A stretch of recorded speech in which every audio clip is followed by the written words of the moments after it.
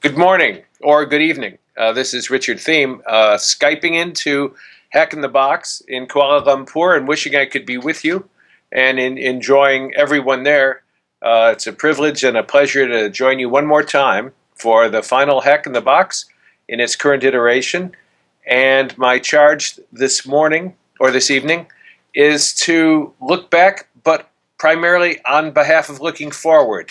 We're talking about the future of hacking as it has come to be understood, but I really want to take it far beyond what has come to be understood because that's what the future is all about. I want to ask the right questions. Implicitly, a friend at the NSA said to me that people were asking all the wrong questions about what technology is enabling today and in the future. He said, these are the right questions. How do you live vibrantly? How do you free your mind? How do you live in a world without walls? Let's be clear about what that means. All of our behavior, all of our actions, all of our transactions are now identifiable as marks in the what we still call cyberspace, for want of a better word, although some don't like it. We know what it means, and we don't have a better word to designate that consensual hallucination in which you and I are currently participating. And in that world, there literally are no walls. Ubiquitous surveillance and ubiquitous intrusion are the norm, the new normal, and are to be expected. So in that kind of world going forward, how do we live nevertheless vibrantly and with the kind of zest that has characterized not only the hacking enterprise, but the scientific enterprise, and now more than ever, creating the structures we need for the future is a non-trivial challenge. Why is that?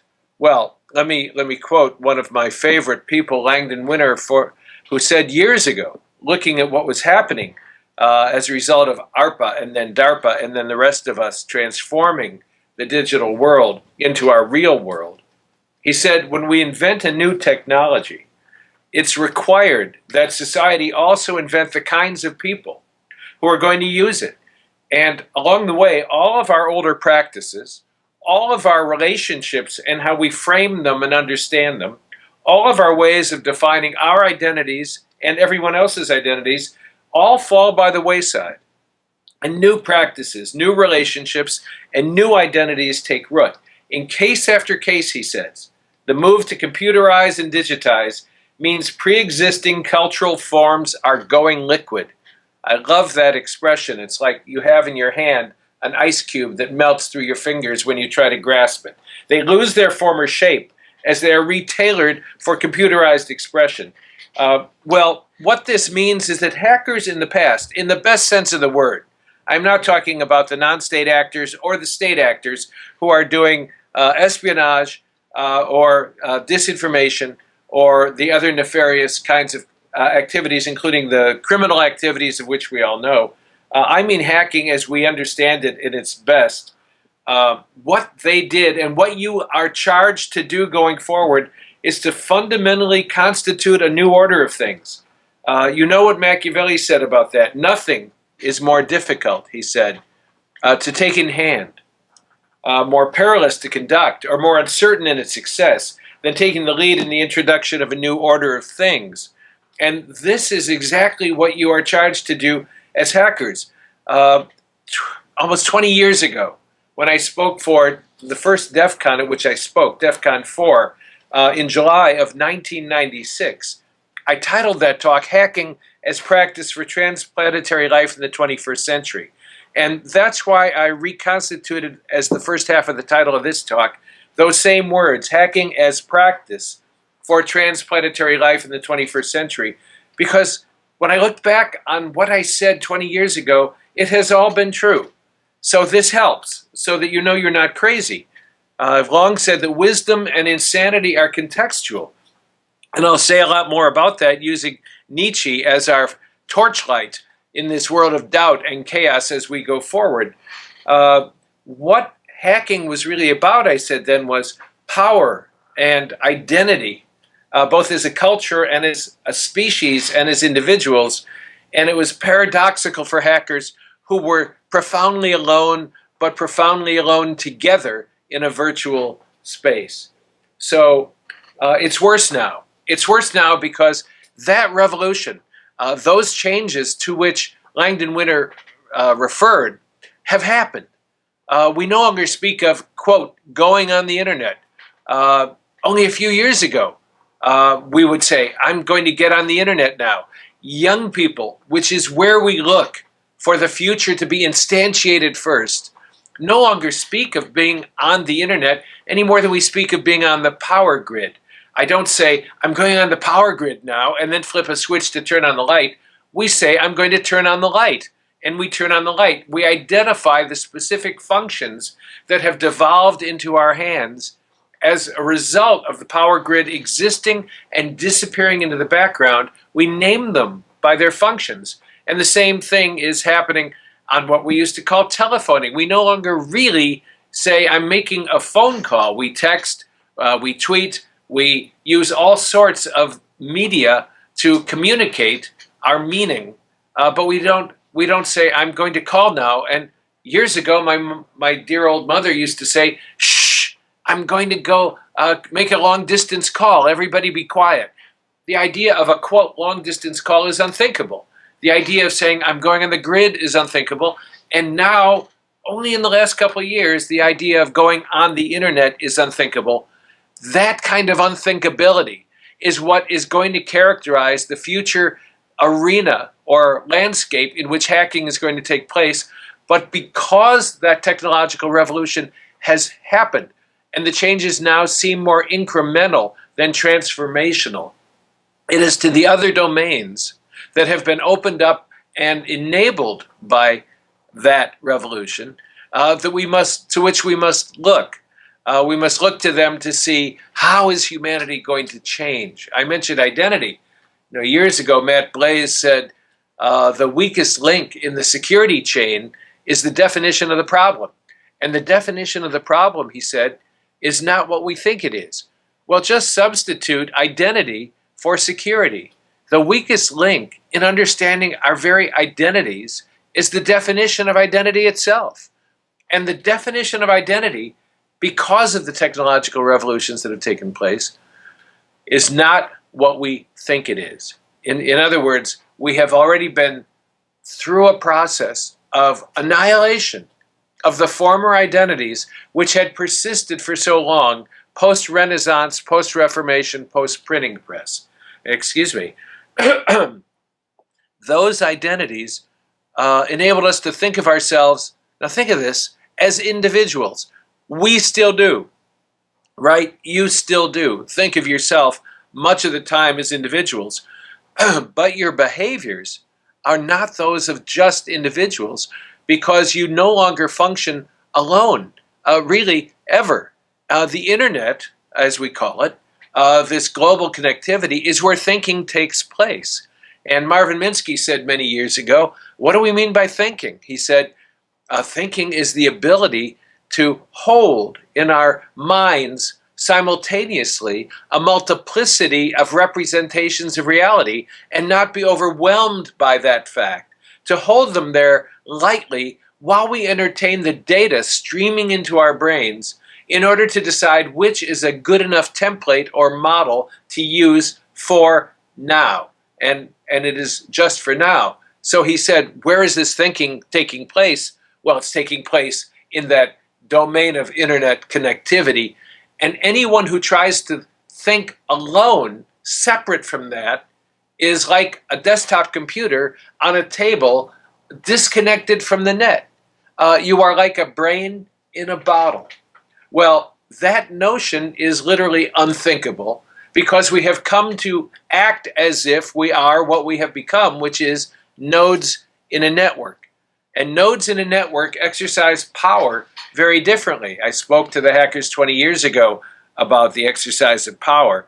Well, we are learning that while hierarchical structures have certainly not gone away, and nation states as fictitious creations in which we think we live and move and still have our being, although we don't really, things have changed radically. And we think of ourselves as nodes in a network who exercise power not as we did in a hierarchy, which was by dominating and controlling. You cannot control or dominate the net. The net is too vast, and above all, it is distributed. So the way we exercise power is by participating and contributing. Now harken back to the meritocracy called hackerdom that emerged in cyberspace back in the 70s. It was people bootstrapping themselves together out of individuality into a corporate identity or an identity based on mutuality and being nodes in a network.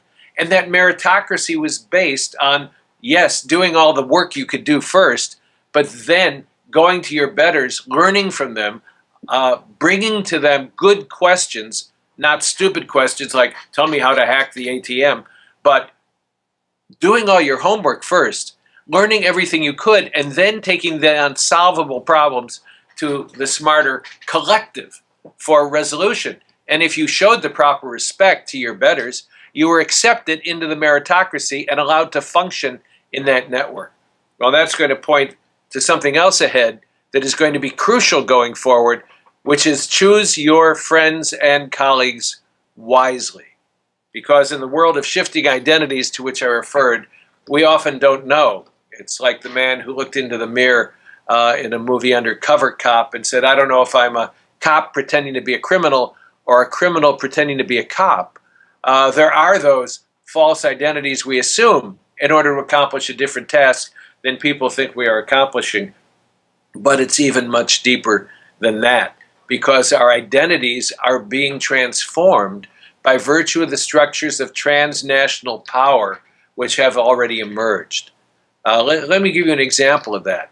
I was doing a speech for the FBI here in Milwaukee, and I referred to the fact that the FBI was initially a police bureau set up to do police work as a national police force, in effect, in the United States, but it was not empowered to work outside the United States.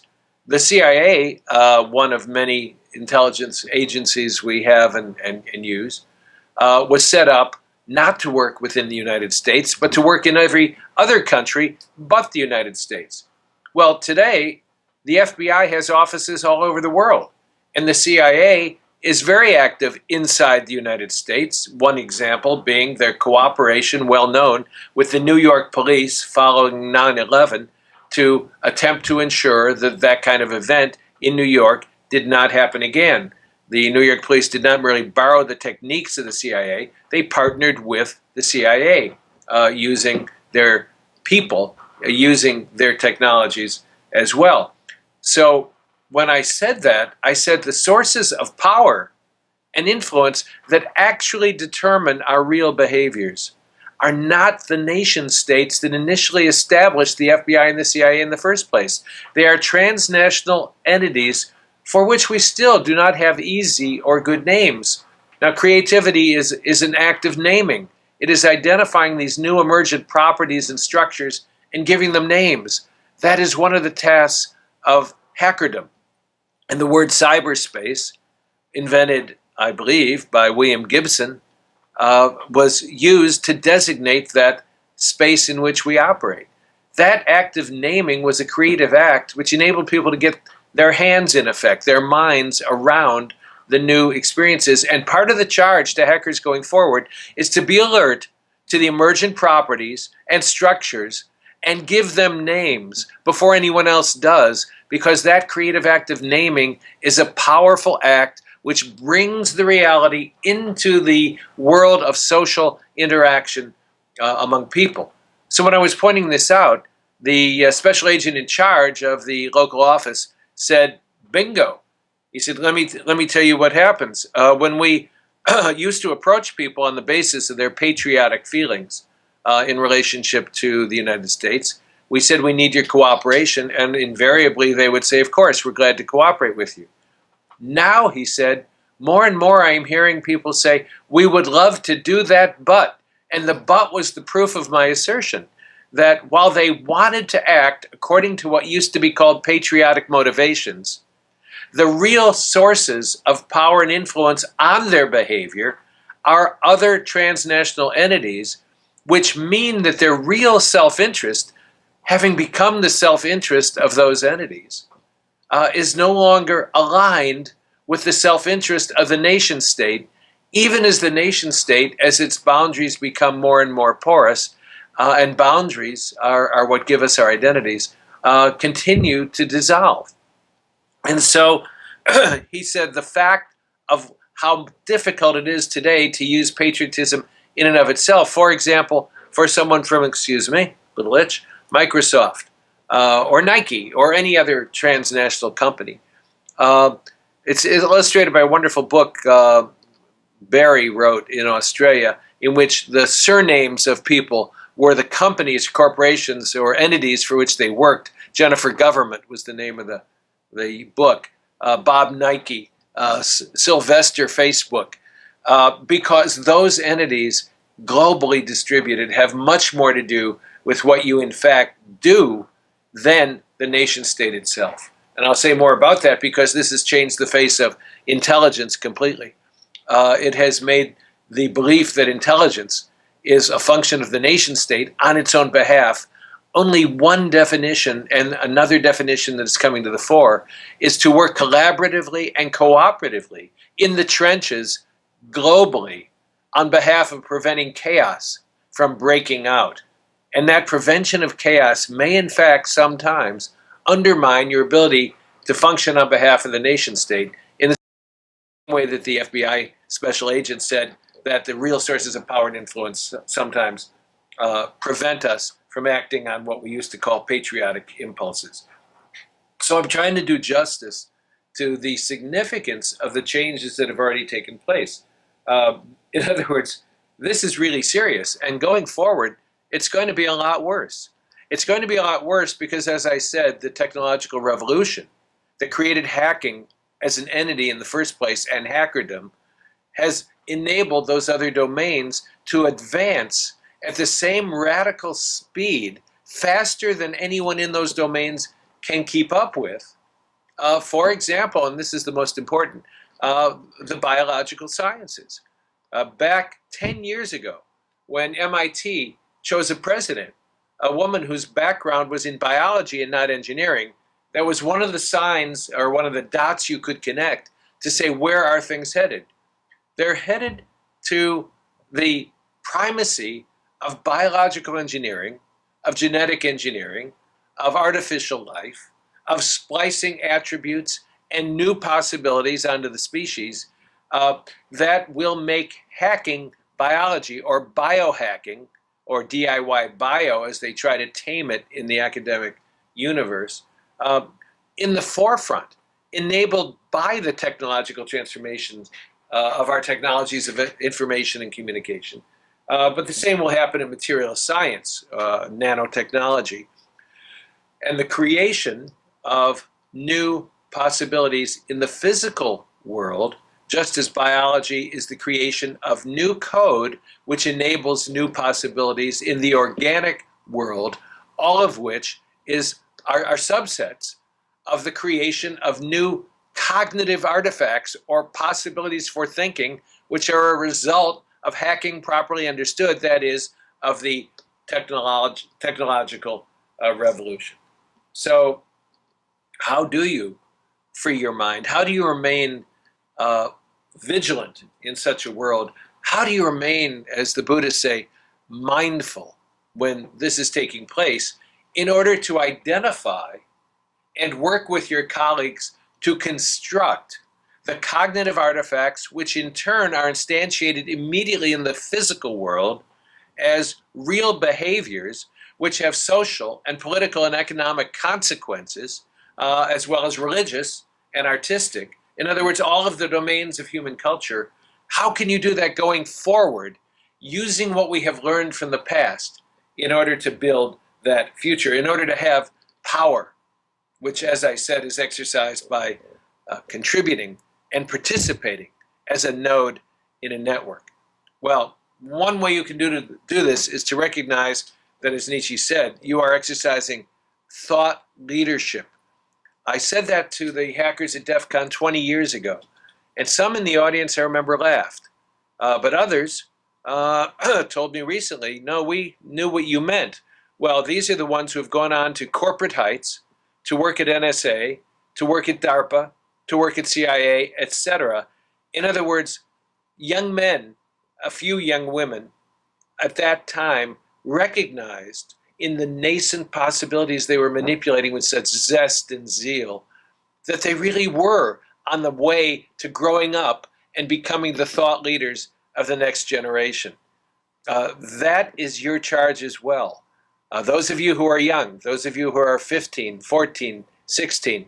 Now, at my age, I think 60 is young, 50 is young, 40 is young, 30 is young, 20 is young. All of those niches in time as we constitute it are platforms on which you must continually gather together the consensus reality of the people with whom you work and understand it in order to transcend it. In other words, you have to know from standing outside it how people build their consensus and which they then think is reality, which they think that paradigm reflects. They think the model of reality in their heads is one-to-one the reality external to them, and therefore act as if what they think is real. In other words, they believe in their beliefs. That is the greatest danger in this kind of radically changing world. Yes, we have to believe in our beliefs to some extent. We have to know what our beliefs are. We have to know ourselves and from whence comes our beliefs. But if you believe in your beliefs, then they own you. In the same way that you don't speak a language, your language speaks you, and you find yourself able to formulate thinking, thoughts, cognitive artifacts only in the language that is speaking you. And that's why Goethe, the German poet, said, anyone who speaks just one language speaks no language at all. Because learning a second language is a way to see how the first language formed and framed and modified your ability to think in the first place.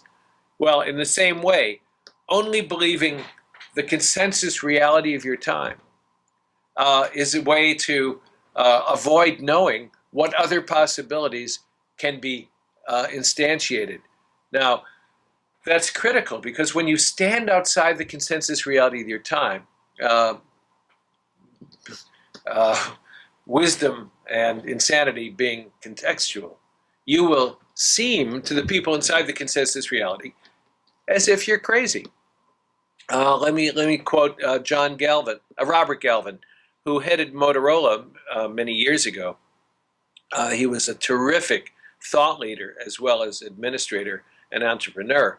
And after 40 years of work, which had resulted in Motorola at that time having some significant breakthrough technologies, he was asked which ideas made the biggest difference.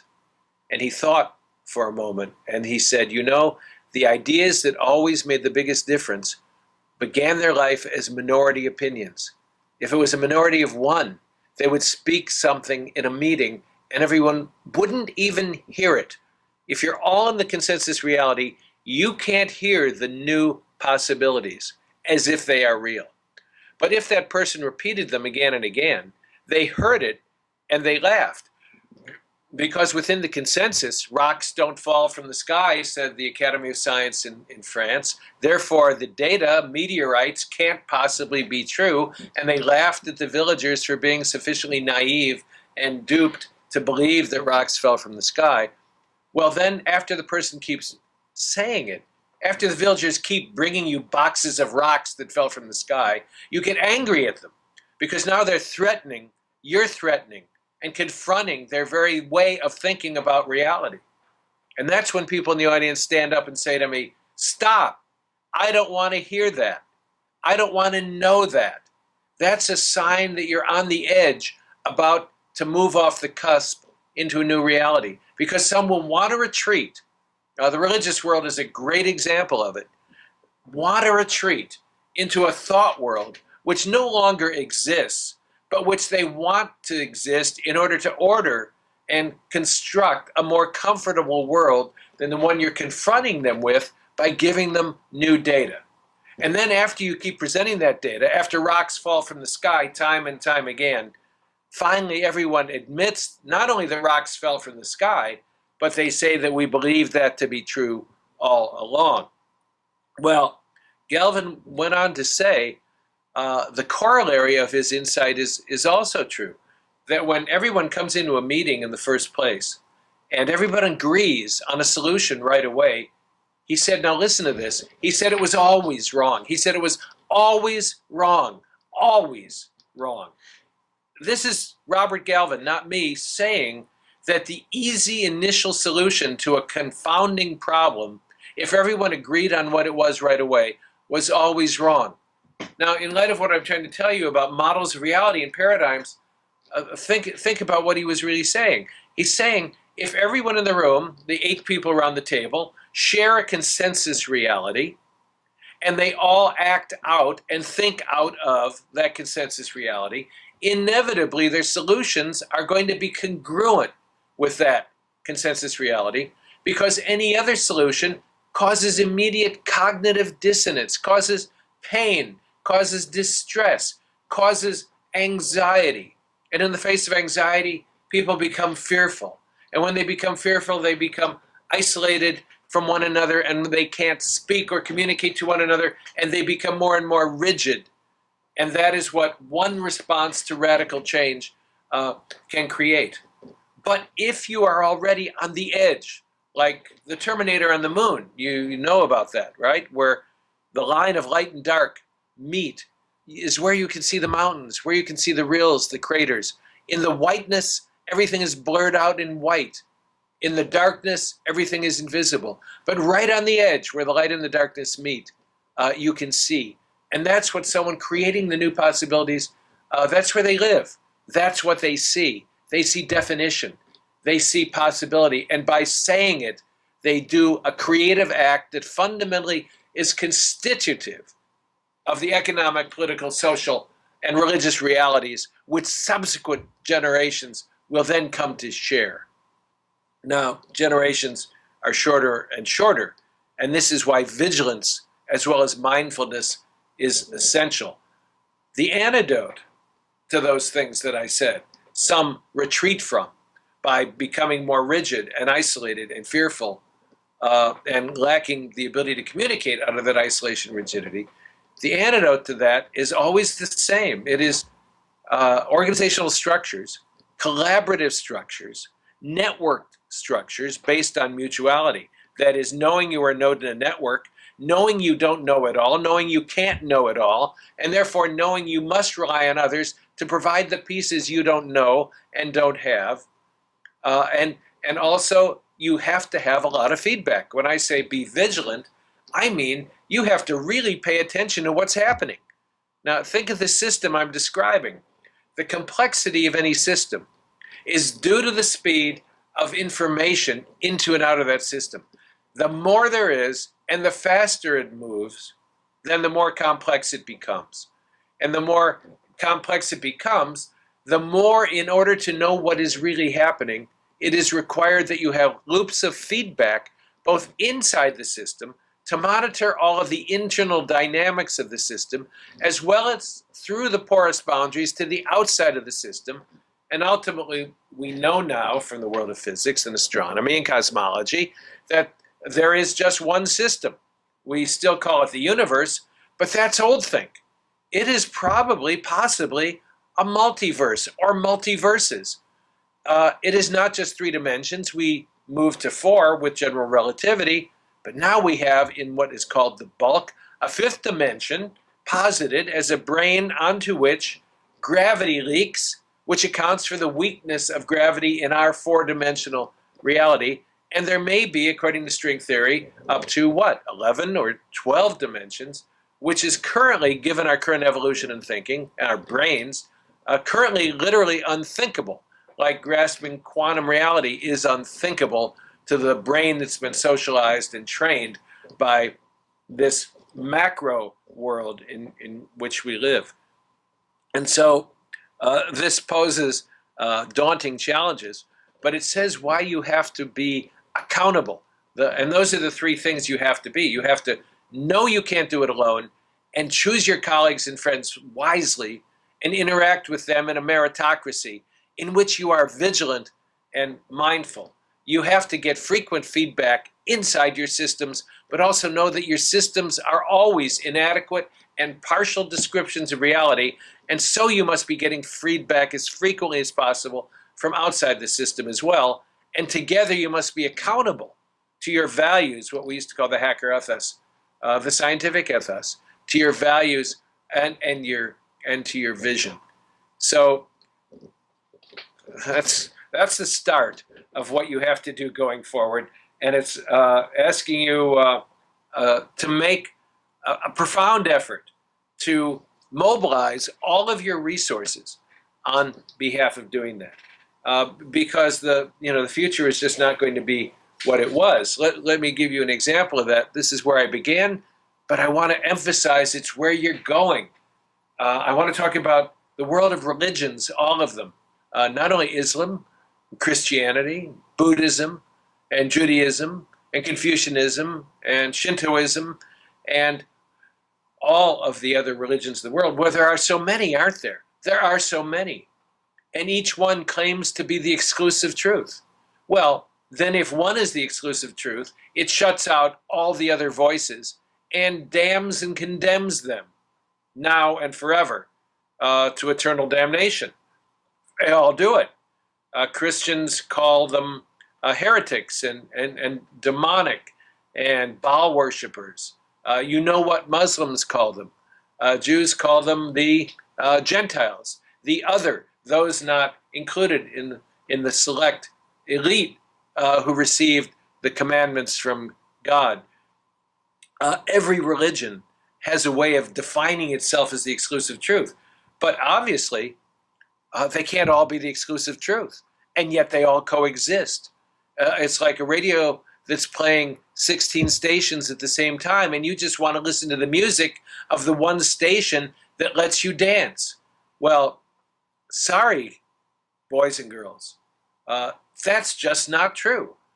If you believe in your beliefs too strongly, you make yourself incapable of seeing the light with clarity and grace and ease, the light which comes from being freed from an inordinate amount of belief in our own beliefs. What's that got to do with hackers and technology? Well, this is where I started, as I said, because I used to be a clergyman many years ago, and I perceived as the technological revolution advanced that it was going to, because that was my domain of thinking and understanding, it was going to transform religion.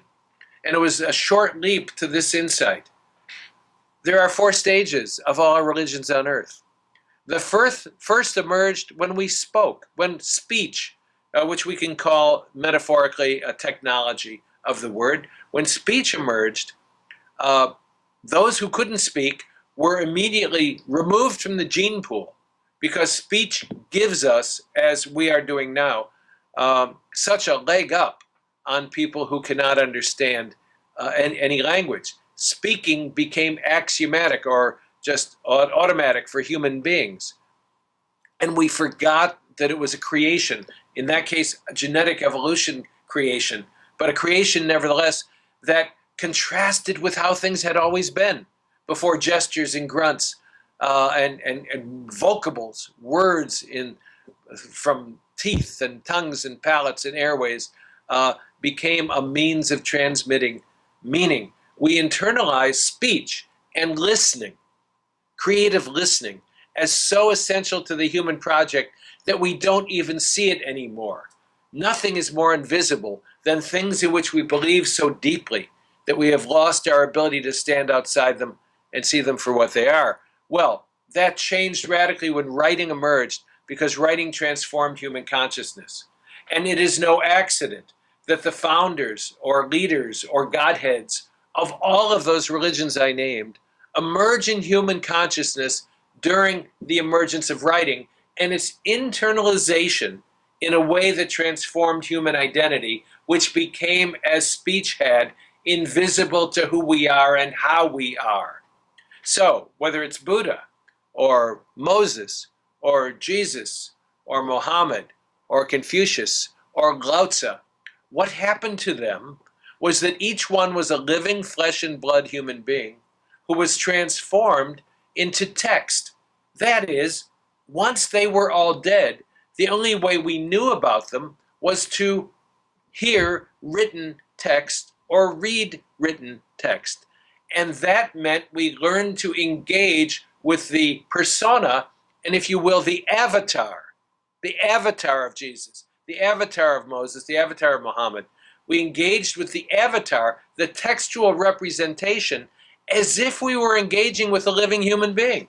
The text came alive in a new way. And those who didn't have writing, well, what happened to all those oral religions that were predominant during the time of speech? They either were turned into written religions, the people of the book emerging from the people of the anecdote, or they disappeared. They either were transformed into parts or wholes of written religions, or they went away. That happened again when the printing press emerged in the 1400s and transformed how people understood themselves. And it began happening again about 200 years ago with the telegraph, which inaugurated the world of electronic communication and information. And to be in the world of the internet, which, as I said, is already no longer a word that designates our ubiquitous experience of being always on and always nodes in the network. This electronic communication, electronic technologies of information have once again transformed who we fundamentally are. So in that world of text, how you thought of your trajectories through life was linear, connecting the dots of your life, and you generally persisted on that trajectory for a long time. Not so anymore. Now the world with which we engage on the net is interactive, it is modular, and it is fluid. And as a result, our sense of ourselves, our very identities have become interactive, as I said, dependent on being nodes in a network and interacting with other nodes. Modular, in other words, they are pieces that we recognize are good enough for now. How you think of yourselves is good enough for now, but it's not going to be good enough for next. That's why you have to be mindful and vigilant, because the data will be coming in from the biological reconstruction and changes of human beings, from the nanotechnological reconstruction and changes of human beings. It will be coming in so fast that unless you pay attention to how it is altering you, you will become mired in the viewpoint of the past.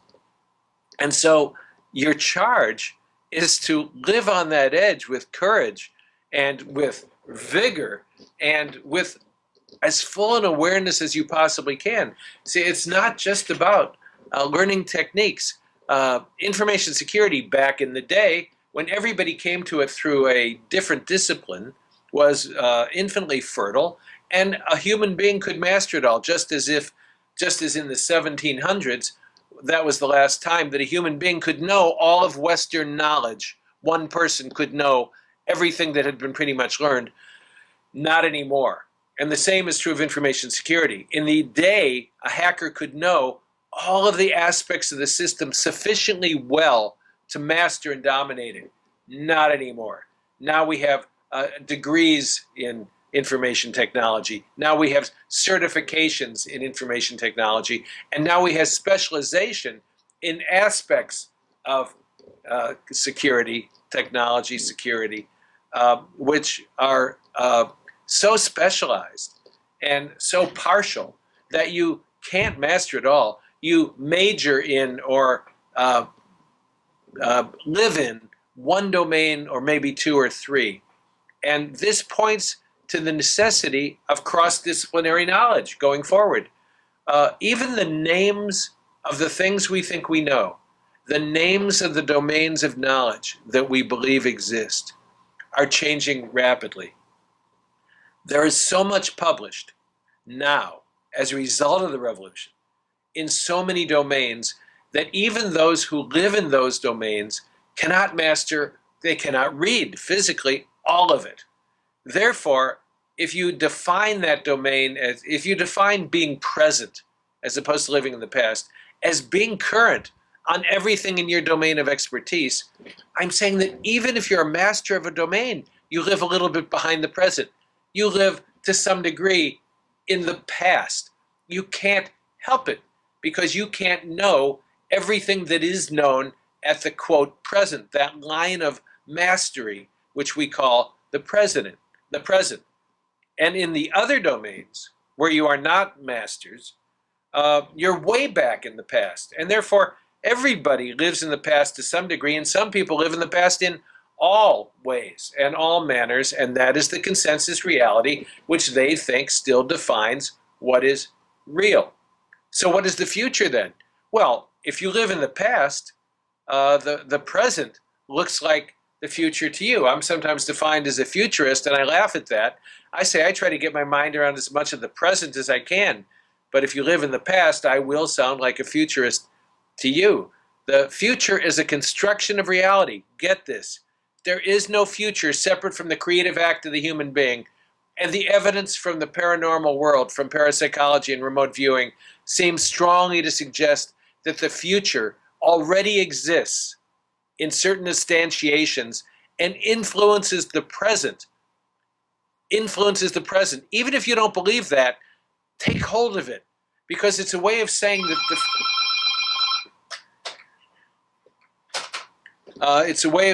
the frame and the form of the future. Sorry, the phone rang. The frame and the form of the future is the mold of present thinking, which in turn changes what you thought was real in the past. And therefore, because no one can live fully in the present in all domains or even in their own domain of mastery, collaboration and cross-disciplinary knowledge is essential. It's not just important.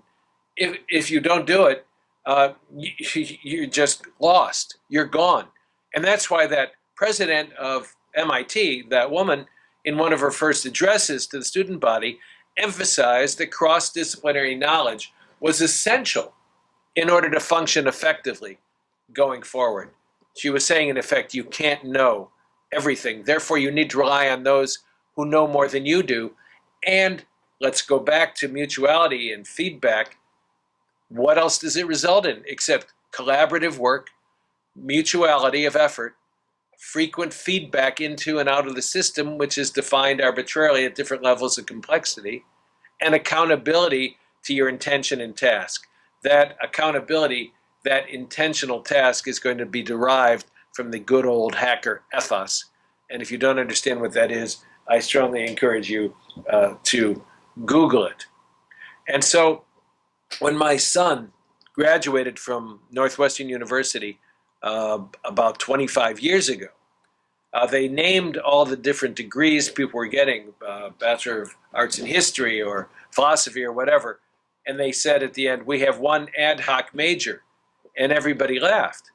Because when you invent new realities to fit the consensus of the times, people do laugh. Remember what Galvin said. And what he really was doing was instantiating what was necessary going forward. He just saw it faster. He created a major for himself called Symbolic System Studies. It had artificial intelligence and computer science and math and philosophy and cognitive psychology in it.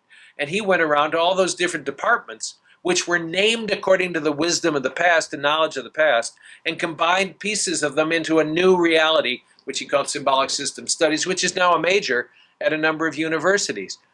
So that kind of ad hoc ability to creatively interlace the different disciplines and then stand on them going forward, that cross-disciplinary work, that cross-disciplinary knowledge is axiomatic to what hacking requires from you in the past. You have to have a clue as to what's going on in nano and material science. You have to have a clue as to what is going on in the military world. You have to have a clue as to what children are playing with, because these are the ways society communicates to its young the knowledge of what they need to study going forward. I'm going to leaf through these papers here to see if I can find, and I found it right away, what I saw. Actually, it was years ago now. I was waiting in line for a movie theater, and it was near the museum here in the city I live in, and the shop of the museum had a sign on the window saying, these are the things, oh, I see. Let me click that off. These are the things you need to play with In effect, it said, these are the toys we have and the games we have, and it had a list of them, and I'm going to read it to you. It said, off-world gear, weapons for the mind, cyber pets, idea generators, cosmic debris, alien life forms, space junk, space armor, thought reactors. That was the list of things they said you should be playing with. Well, society knows what we don't know as individuals yet. And it says, as when Seymour Papert invented Mindstorms and combined Legos with CPUs, I knew robotics was going to be major in the future. Well, here it is. Because society communicates in the form of its toys and the names of its toys, as that sign on the museum window did. What you're going to have to know going forward. Think of what those are. Off-world gear. No wonder I called it practice for a transplanetary society in the 21st century. We know we're not alone in the universe. Some of us who have studied UFO phenomena, as I have for years, and as results, one result is my most recent book, UFOs in Government, a 60-year study of how the governments of the world responded to the phenomena of UFOs. We don't know exactly what they are yet, certainly not out here. We don't know what that phenomena is about, but what we do know is that it is a phenomena. It is real. It manifests physics or realities that we can't understand. You remember Arthur Clarke. Any technology sufficiently far advanced will seem like magic to people who haven't gotten there. We don't know, but it seems to indicate means of manipulating and distorting space-time, means of transdimensional movement, and means of possibly transitioning in the multiverse from one scheme of universal life to another. We don't know quite what those mean, and I'm just beginning to get my mind around the meaning of the terms I just used. So when you're confronted by off-world gear, space armor, alien life forms, we're not just talking about science fiction.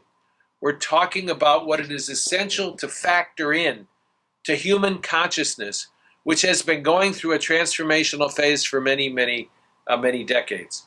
I mentioned the world of the paranormal in terms of remote viewing.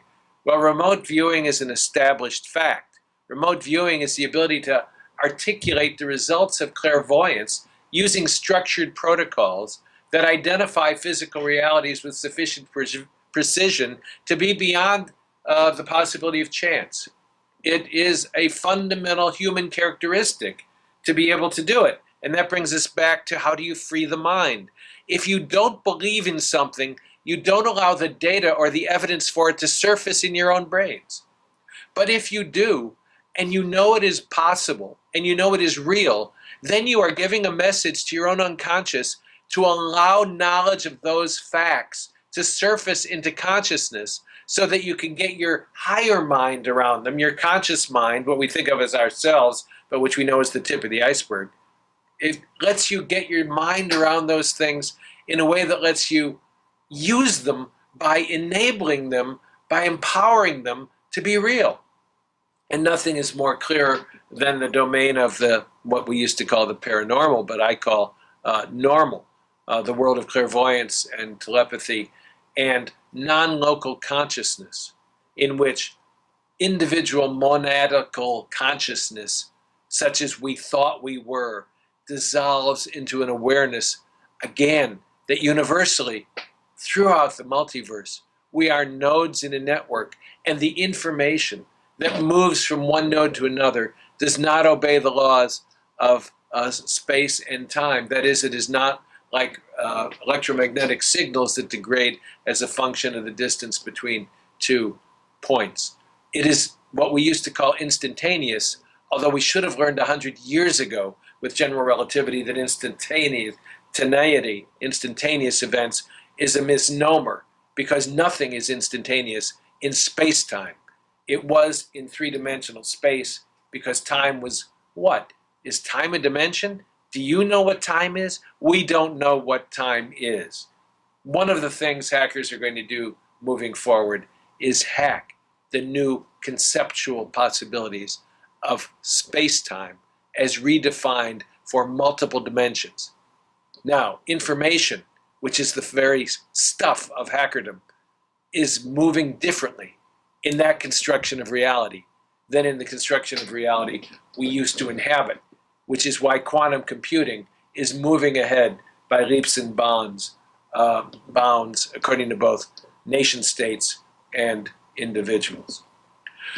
So, this poses some real challenges, doesn't it? Men and women, collegial, privileged people that we are, to be able to talk to one another about these issues. I go back more than 100 years to what Nietzsche said about this fact that I've been enunciating. He said it well. He said, you must articulate untimely truths. Untimely truths are those emergent truths which do not belong to the consensus reality of your time, and which are untimely because they will get you called crazy and wacko and all of the other things that the context doesn't support. But therefore, you must use those untimely truths to act upon your time for the benefit of a future time. That future time, as I said, is already here, but most people don't know it. Gibson said the future is here, but it's unevenly distributed. It was a way of making the same point.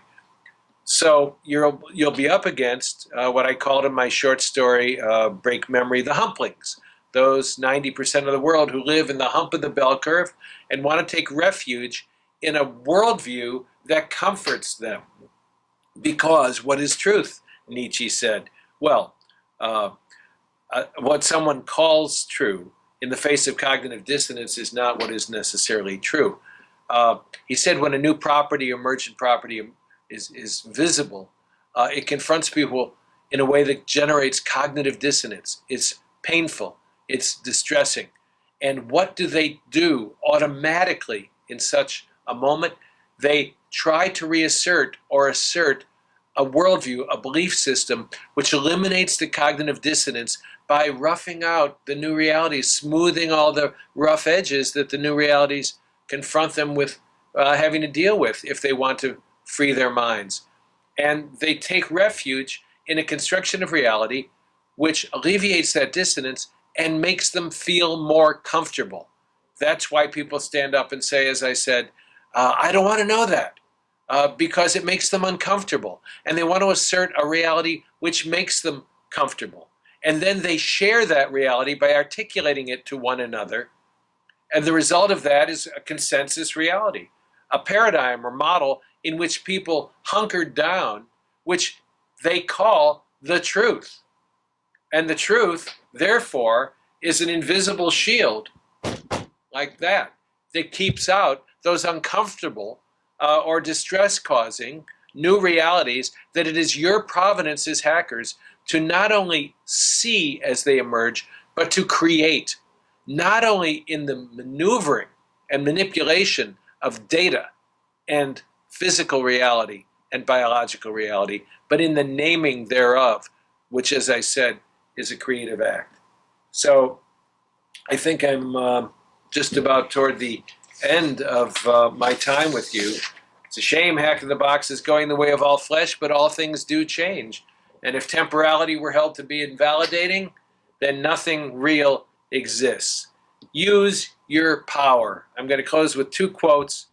One is the definition of power from Charles Reich that I really like. Power, he said, means to me the same thing as freedom. Power is the thing that everyone has the most of that they can possibly have. Anything that comes out of you and goes into the world is power. When you reach out to another human being through your energy or creativity and another responds, you are exercising power. But when you make someone else do something against their will, even if you convince them of it, that is not power, that's force. And force is a negation of power. So remember what George Bernard Shaw said. Galvin, he said, build in an openness to heresy. All great truths begin as blasphemy. And relate that to what I said about the religious structures which are breaking down in the face of something larger and transcendent. And Shaw said, this is the true joy in life, to be used for a purpose recognized by yourself as a mighty one, to be a force of nature and not a selfish, feverish little clod of ailments and grievances, complaining that the world will not devote itself to making you happy. My life belongs to the whole world, he said, and as long as I live, it is my privilege to do for it whatever I can. I want to be thoroughly used up when I die. For the harder I work, the more I live. I rejoice in life for its own sake. It is no brief candle for me. It is a kind of splendid torch, which I have hold of for only one moment, and I want it to burn as brightly as possible before handing it to future generations. That has been the essence of my participation with you in this enterprise we call hacking, but which is so much more. And my encouragement to you, as Hack in the Box fades into memory, is that you adopt this understanding of your purpose in life as well. Thank you so much for allowing me to be with you. Hopefully I will be back in Malaysia in the flesh another time, but meanwhile, this is my avatar signing out.